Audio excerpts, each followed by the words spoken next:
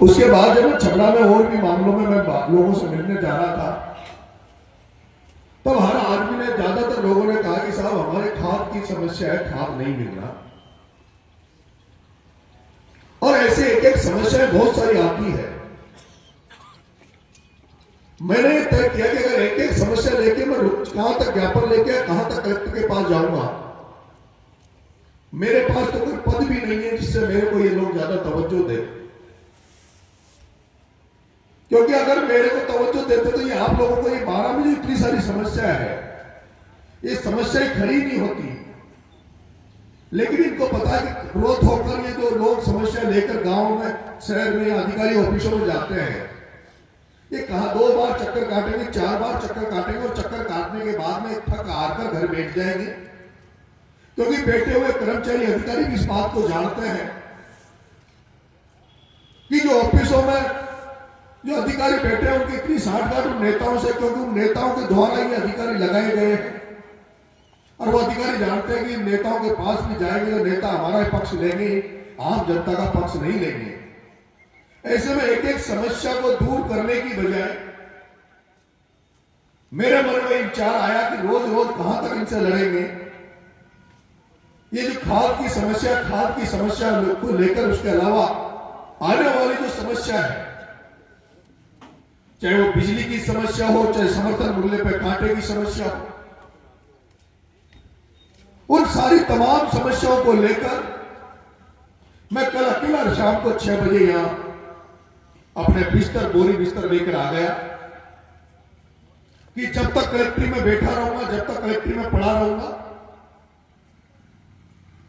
जब तक केवल छबड़ा नहीं, केवल अंता नहीं, कि छबड़ा और अंता के लोगों का तो मेरे ऊपर एहसान है। और अभी अभी अंता में मुझे जो 54,000 वोट दिए हैं, वो मुझे 54,000 वोट उन ईमानदार लोगों ने दिए हैं जिनके दरवाजे पे 10,000, 20,000 रुपए पर वोट का लालच देकर वोट खरीदने गए। लेकिन उन 54,000 अंता के उन ईमानदार लोग जिन्होंने उन पैसों को ठोकर मारी, उसी प्रमोद जैन भाई के पैसों को ठोकर मारी, उसी दलालों के पैसों को ठोकर मारकर 54,000 वोट मुझे दिया, ये मेरे ऊपर अंता की जनता ने एहसान करा।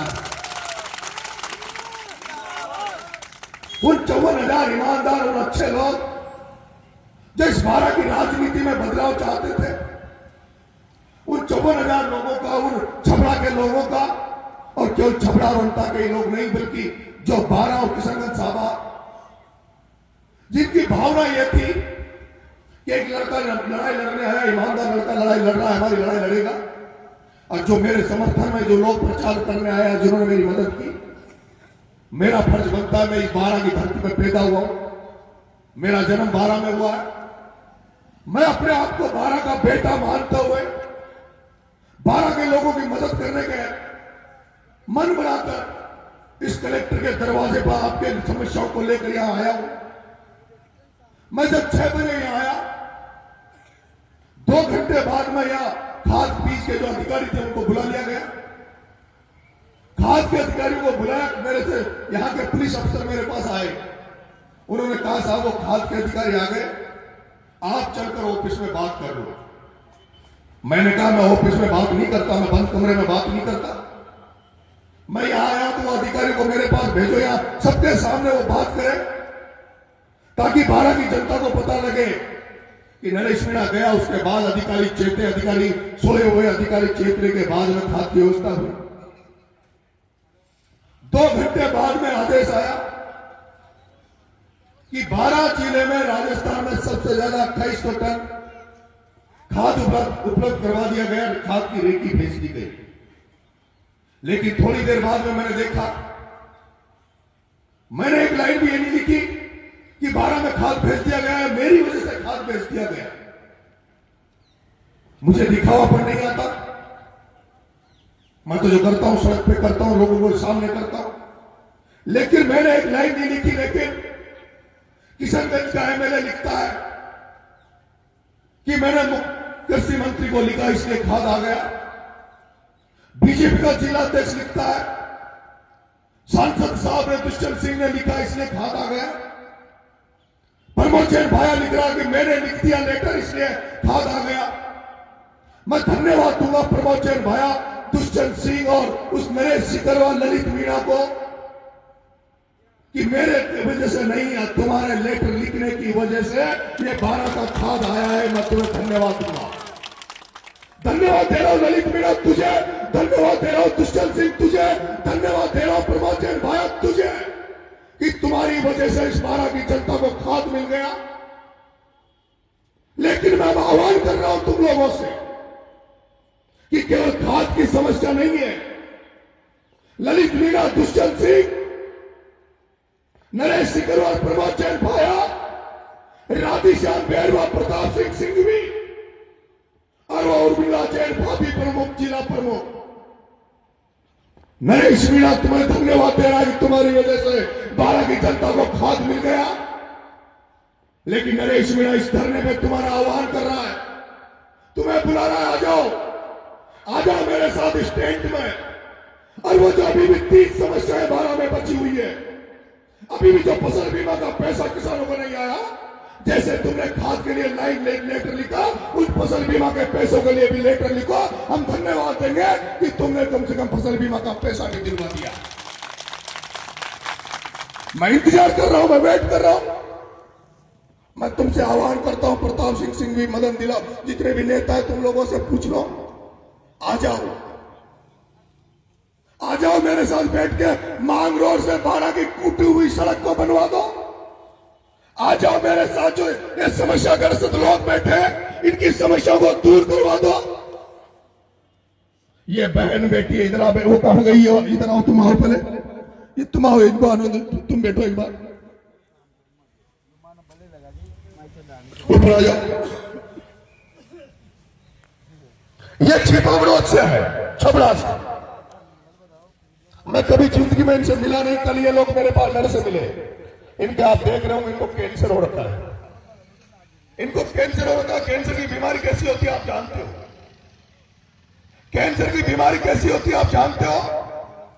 इसको कैंसर हो रखा है, इसका इलाज करवाने के लिए इसकी पत्नी ने पूरा गेड़ा घाटा एक सुधार के गेड़े रख दिया ताकि पैसा मिल जाए, इसका इलाज हो जाए। और सोने की रेट बढ़ गई, चांदी की रेट बढ़ गई।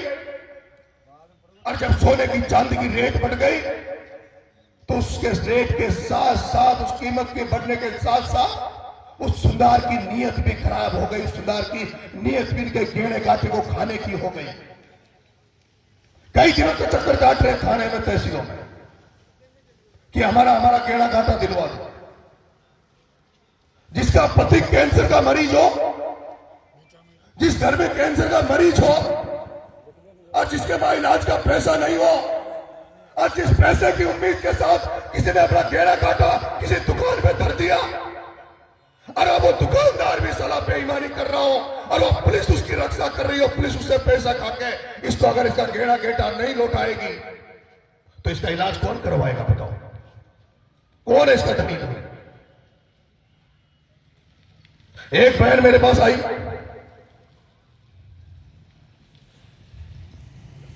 ये कल से मुझे ढूंढ रही थी, छपड़ा गई मुझे ढूंढने। इसको पता लगा नरेश मीणा धरना देकर कलेक्ट्री में बैठा है, ये मेरे पास आई। इसके परिवार में 70-80 बीघा जमीन है। इसका ससुर डीलर है, डीलर जो राशन बेचते हैं, जो राशन में दलाली करते हैं, इसका ससुर डीलर है। लेकिन वो ससुर, वो निकम्मा ससुर, और इसका देवर जिसकी इसकी नीयत खराब है इसकी जमीन को हड़पने की, 70 बीघा जमीन में से केवल इसने 10 बीघा जमीन अपने घर में से ली। ये महिला जो उसका पति, जिसका पति अनफिट है, पूरी तरह मानसिक रूप से सक्षम नहीं है, उसने 10 बीघा जमीन में इसने सरसों बोई। वो वीडियो होगा मेरे भाई, 10 बीघा। अगर कोई मीडिया वाले, वैसे तो आते नहीं है मेरे को, 2-3 मीडिया वाले, अन्नू भाई दिख रहा है, एक भाई लक्ष्मी जी नागर साहब दिख रहे हैं। मैं 12 के मीडिया वालों तुमसे कह रहा हूं, देख लो इस नजारा, देख लो 12 की धरती में, 12 के पीड़ितों का नजारा देख लो। इस बहन ने 10 बीघा जमीन बोई, 10 बीघा खेत में सरसों की जमीन, सरसों की फसल बोई। एक दिन इनके घर में कहीं शादी थी, शादी में चले गए 22 तारीख को, पिछली 22 तारीख को। आज 27 तारीख है, 5 दिन पहले ये सरसों बोल किसी शादी में चली गई।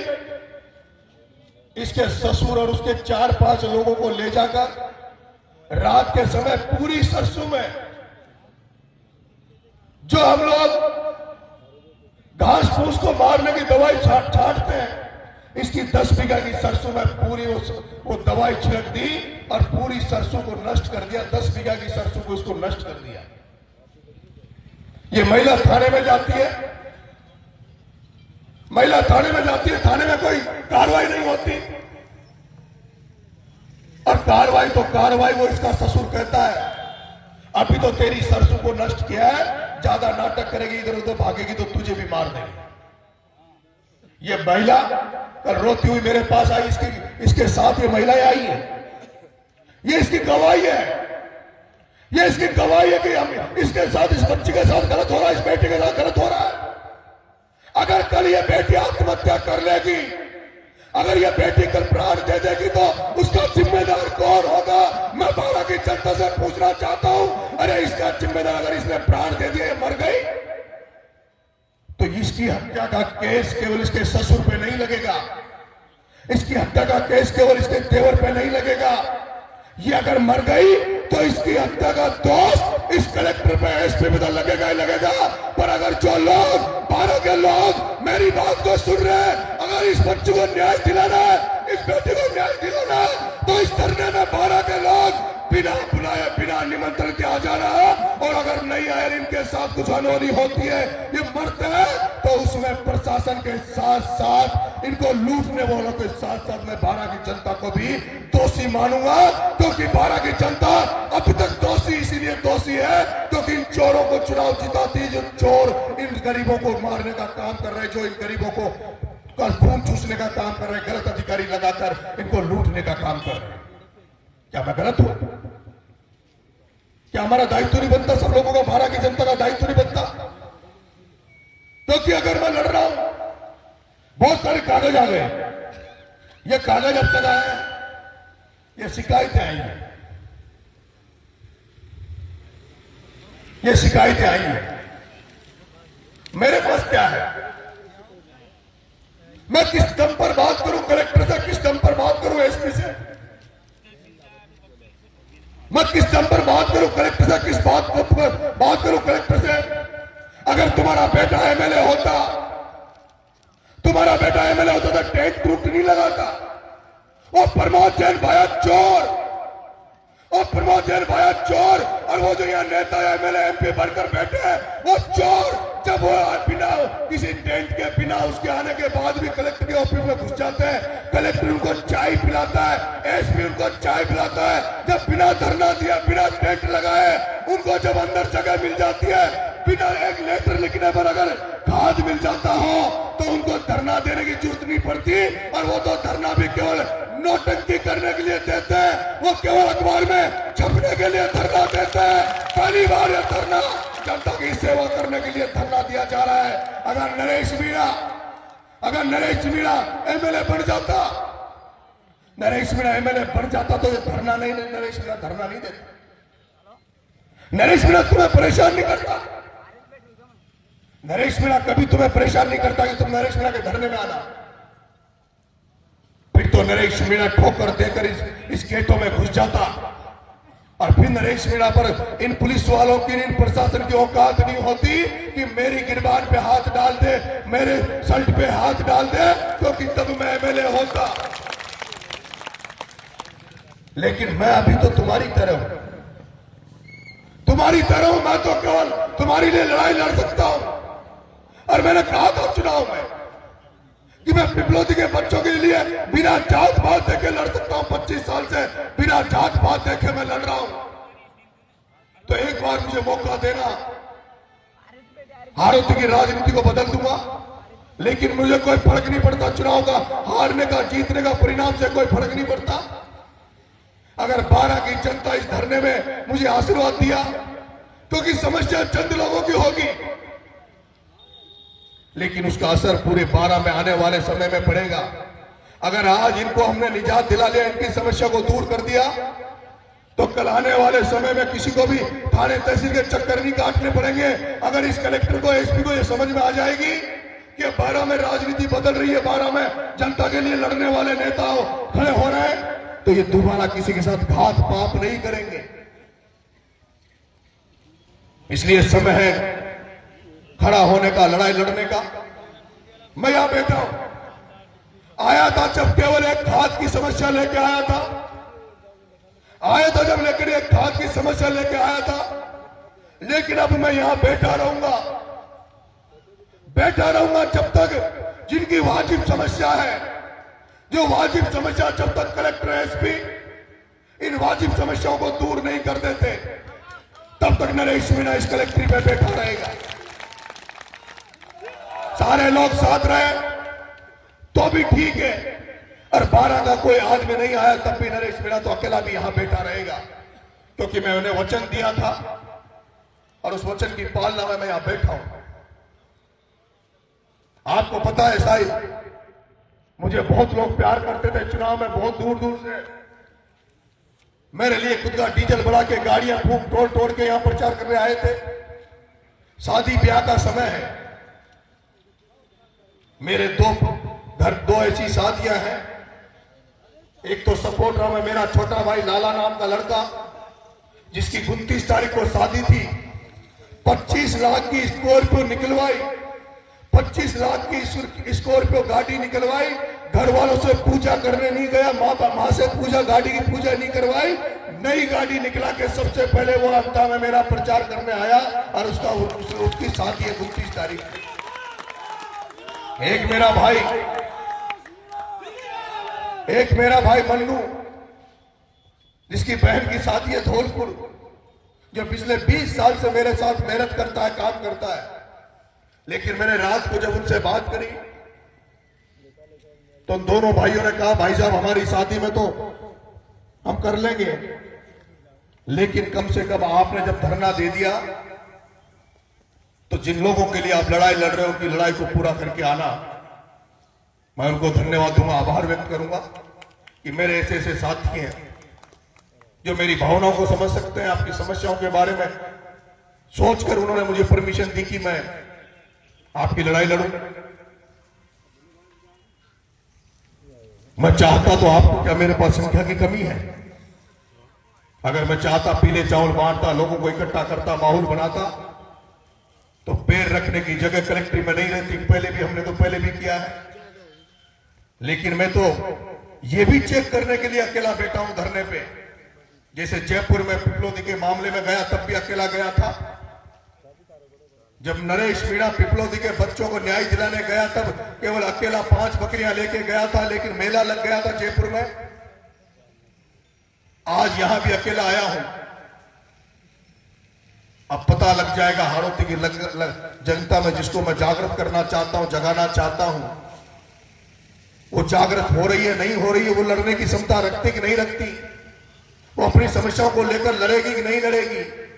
क्योंकि हमने जो 25-30 समस्याएं इकट्ठी करी है, उनमें कुछ तो ये व्यक्तिगत समस्याएं जो है ही है, लेकिन उसके अलावा पूरे 12 जिले की अगर वो समस्याएं दूर होगी तो 12 जिले की समस्याओं का बहुत बड़ा फायदा हमें मिलेगा। क्योंकि फसल बीमा का पैसा हर घर में मिलेगा। ये एक बच्चा हो रहा है, इधर आ बेटा, इधर आ जाओ ऊपर, इसको ऊपर लाना। ये कपिल गुर्जर है, ये कपिल गुर्जर है। इसके पिताजी मर गए, पिताजी ने सुसाइड, आत्महत्या कर ली। दोनों हाथ नहीं है, दोनों हाथ नहीं है। बिजली से चिपकने के कारण, लाइट से चिपकने के कारण, 11,000 से चिपकने के कारण ये बच्चा, जिसके दोनों हाथ नहीं है, जिसके बाप नहीं है, मुझे मिला प्रचार के दौरान एक गांव में, मैंने कहा मैं चुनाव के बाद मदद करूंगा। 11,000 से चिपका, लेकिन आज दिन तक इसको 1 रुपया भी लाइट का मुआवजा नहीं मिला। नरेश मीणा और आप लोग चाहोगे तो इस बच्चे को मुआवजा दिलाकर यहां से हटेंगे। मुआवजा मिलना चाहिए कि नहीं मिलना चाहिए? हाथ खड़ा करो, मिलना चाहिए कि नहीं मिलना चाहिए? आप लड़ोगे इसके साथ? ऐसी तमाम समस्याएं, ये 3 मामले तो आपके सामने हैं। इस बच्चे को मुआवजा, इस बहन को इसकी जमीन 10 बीघा जिसकी सरसों बर्बाद कर दी, सरसों का पैसा चाहिए, 10 बीघा सरसों का पैसा इसके ससुर से चाहिए। इसका ससुर को जेल की सलाखों के पीछे जब तक प्रशासन नहीं डालेगा, जेल के पीछे नहीं भेजेगा, इसकी 10 बीघा सरसों का पैसा जब तक इस बहन को नहीं दे देगा, सुन ले कलेक्टर, सुन ले एसपी, नरेश मीणा इस धरने से नहीं उठेगा। इस बहन का गहरा गांठा उसको सलाखों के पीछे डलवा दूंगा। इसका गहरा गांठा जब तक नहीं मिलेगा, जब तक धरने पे बैठा हूं। ये किसका भाई है? ये इसके काकी ससुर है। बच्चा मार दिया था। अब देखिए आप 12 की जनता, देखो आप। और उसमें हाथ किसका है? मैं नाम नहीं लेना चाह रहा था, मैं उसको बचा रहा था कि मैं उसका नाम नहीं लूं, उस एमएलए का। लेकिन रोना आता है इनको देख के, मुझे रोना आता है, क्योंकि मैंने राजनीति अभी तक गरीबों के लिए करी है। वो डीलर जो इसका ससुर है, वो डीलर जो इसका ससुर है, इसकी जमीन खा रहा है, और वो इसका उसका सगा भाई, ये कह रहा मेरा बेटा उसने मरवा दिया। और उस पर हाथ है उस ललित मीणा एमएलए का, उस पर हाथ है उस ललित मीणा एमएलए का। मैं जब भी तो देखता हूं कि ये गांव में जो गुंडे बैठे हैं, गांव में जो दलाल बैठे हैं। अरे मैंने कहा था इस प्रमोद जैन भाया नापी रावण को मरवा दो मेरे से चुनाव में। और ये जो कुंभकर्ण मेघनाथ बन के जो गांव में बैठे हैं, इनको बाद में मार देंगे। लेकिन दुर्भाग्य ये राज और रावण बच गया। लेकिन अब समय आएगा जब रावण भी मरेंगे, ये भी मरेंगे। वो डीलर ललित मीणा, विधायक एमएलए किशनगंज बीजेपी के एमएलए, ललित मीणा सुन ले, तूने खाद दिलवा दिया तो ललित मीणा इन किशनगंज वालों को न्याय भी दिलवा दे, इनको जमीन दिलवा दे। उस डीलर को छोड़कर इनके साथ खड़ा हो जाए ललित मीणा। मैं यहां बैठे सर्व समाज से कहूंगा, लोग मेरे को जोड़ देते हैं कि जात पात से। नरेश मीणा किसी जात पात का नहीं है, पैदा किसी समाज में हो गया। मेरी जाति गरीबों की सेवा करना, गरीबों की सेवा करना मैंने अपना धर्म बना रखा है। और इसमें मैं चाहता हूं कि सारे लोग मेरी मदद करें और इस धरना का समर्थन करें, धरने को आशीर्वाद दें। अगर ये समर्थन एक दिन का समय, कुछ समय निकालकर आप लोग, क्योंकि धरना एक दिन नहीं चलेगा। धरना जब तक ये समस्याएं खत्म नहीं होगी, जब तक चलता रहेगा। लेकिन अगर आपका आशीर्वाद, आपकी ताकत मुझे मिलती रही, तो मेरे अंदर जज्बा रहेगा, हौसला रहेगा, आगे लड़ाई लड़ने का और मजबूत मन करेगा। क्योंकि सब कुछ आपके ऊपर है, जनता के ऊपर है।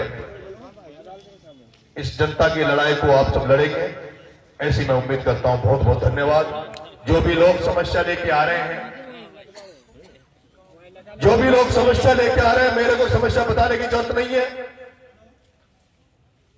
समस्या लेकर आ रहे हो, मेरे को समस्या बताने की जरूरत नहीं है। आप तो समस्या अपने कागज में निकलाओ और आकर इस धरने में बैठ जाओ, आकर इस धरने में बैठ जाओ। जब मेरे से प्रशासन बात करेगा कि तुम धरना उठा लो, तो मैं उस प्रशासन से कहूंगा आप अपना अधिकारी भेज दो, इनकी समस्या जान लो, इनकी समस्या दूर कर दो। अगर इनकी समस्या दूर हो गई तो मैं भी उठकर घर चला जाऊंगा। मुझे कोई जरूरत नहीं है मैं आपके ऑफिस में आकर चाय पीऊं या पानी पीऊं। इसलिए आपकी समस्या आपके मुंह के द्वारा अधिकारी को बता देना।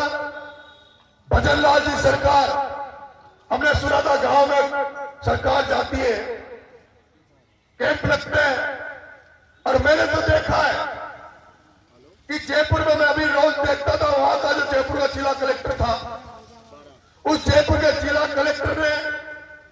अभी कैंप लगाए और हजारों रास्ते जो बंद पड़े थे, खेतों के रास्ते, जो डिस्प्यूट थे, जो कब्जा करा रखे थे या रास्ते जाम कर रखे थे, उनको जयपुर के कलेक्टर ने जा जाकर सारे रास्ते खुलाए। और वो रास्ते टीवी पे भी आए थे, अखबारों में भी आए थे कि आज कलेक्टर ने जमुआ रामगढ़ में 200 रास्ते खुलवाए, आज कलेक्टर ने दूदू में रास्ते खुलवाए, आज चाकसू में रास्ते खुलवाए।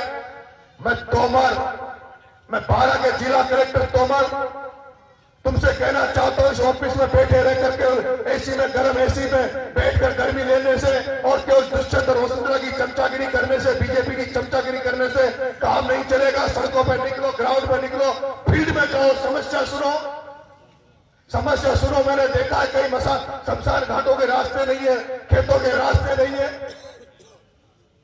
इसलिए आप जो लोग समस्या ला रहे हैं उनको बहुत ही